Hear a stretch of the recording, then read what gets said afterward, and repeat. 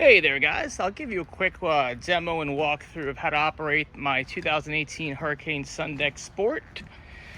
Available on Boatsetter to rent. Obviously that's why you're probably watching this video. So as you arrive at the marina, someone's going to be here with you, whether it's myself or one of the trusted captains that I work with pretty often. When you do go out, just make sure that the boat motor is trimmed down just as you see it right now. That way you can see the propellers underneath the water and the intake is underneath the water. You never want to start it if the motor is out. If the motor is out for any reason, I'll show you how to trim it down.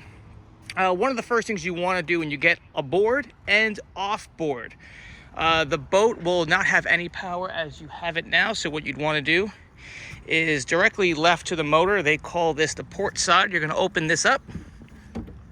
And there are two battery packs. I always leave the battery packs in the both position. That way both batteries are on.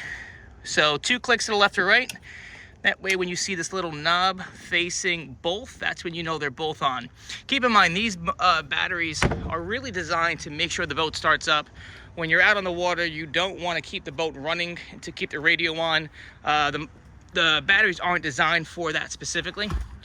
So before I go ahead and start the boat up, just a couple of quick things. There are 10 life vests always on board. We always keep a bunch underneath the seats there, as well as underneath the ski locker as well. There are anchors, 2 anchors on board.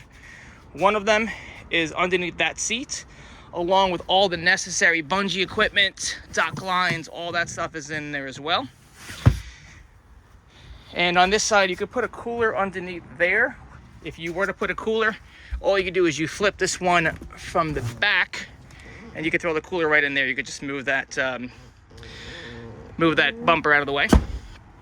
And on this side is just a couple of other things. All the seats do fold up, but I do have flotations on board. This is more for the beach, just kind of hanging out as well.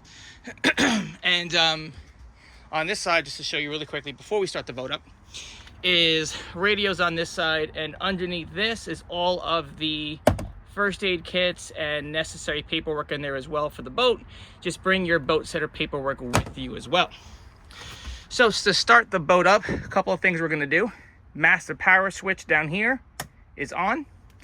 Depth for the GPS will be on. Stereo for the radio is going to be on. These are the only ones you really need to keep on as you are leaving, and you'll notice the GPS is starting up. And keep in mind, the boat's not running yet, so anytime you have the electronics on, you want to make sure the boat is running. So as I mentioned before, this is the trim button. Trim it down, trim it up, either way. Just make sure that boat motor is flush in the water. I'll go ahead and start it up. Just make sure this end is latched on. If not, you'll hear a beeping sound and the motor will not start unless this is hooked in and the throttle is in the neutral position. You'll know it's neutral when you can't move it. So I'll go ahead and start it up. Starts up pretty quickly. And you'll know everything is good to go when you see the telltale of the water stream coming out. So again, the GPS is right here. I'll show you just quickly how things work. I will hit agree. And a couple of things. So speedometer's on this side. Here's your trim gauge, by the way. Just for safekeeping, I always keep the trim right in the middle. You can keep it between the middle and the 3/4 mark. And again, doing that is right here. Fuel gauge is here. When you leave, you will always have a full tank of gas. The marina will not refuel the boat when it returns. They don't want to put them. They don't want to do that when they put it back in storage, so they'll refuel it by the next morning. Just a quick demo of the GPS. You always want to watch your speed. Anytime you are going out in the Cape Coral canals, they call it a no-wake zone. 5 miles per hour or less is a really good rule of thumb. When you're looking at depth, this is a very, very important thing when you're driving around the Cape Coral canals or even going out into the river. Depth, you want to make sure you really don't go below 3 or 2 feet of water. Right now, you're about 5 feet. Anytime you go below 2 feet of water, you got to be very careful. That's when you start trimming it up a little bit, and just be very, very careful. The one thing I will say on the GPS, which is very, very user-friendly, all of these black and white lines you see here, this is anywhere the boat's been. So as I were to zoom out, as an example, you'll see a bunch of black and white lines going this way, some black and white lines going this way. That's really telling you where the boat has been. So if you're ever in some uncharted area, you don't know where you're going, as long as you follow the black and white lines, you're going to be pretty safe as you go out. So I'll give you a quick lockdown. So as you go out, have fun, enjoy yourself. When you come back out, a couple of things you want to do. Key, turn it off. That shuts off the motor. You'll notice, even though the motor's out and the key is out, power is still flowing through. You want to make sure all the power is off. So again, take your GPS switch, turn it down to turn it off.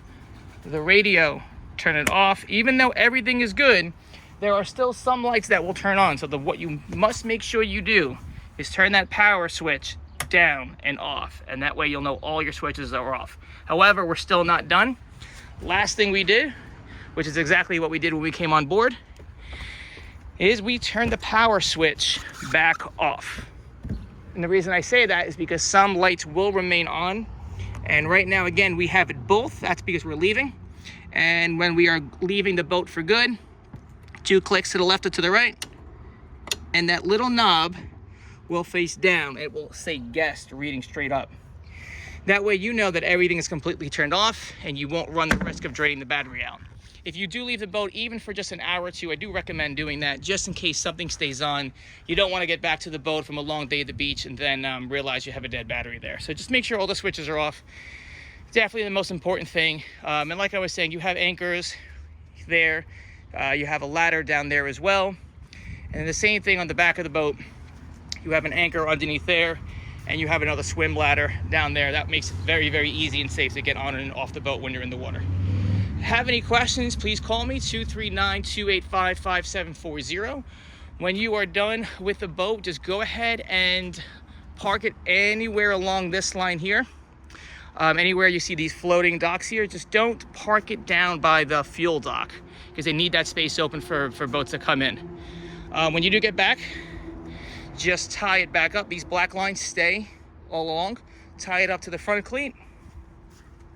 And then on the back side, tie it up to the rear cleat as well. It doesn't have to face in this direction. This direction is the easiest way to park it.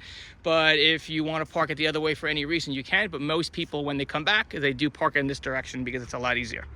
Again, have any questions, text me, call me, or hit me up on Boatsetter. Again, 239-285-5740. Enjoy your time out on the water. It's a beautiful river and beautiful islands out in Sanibel and Captiva. Again, any questions, 239-285-5740, and enjoy your time.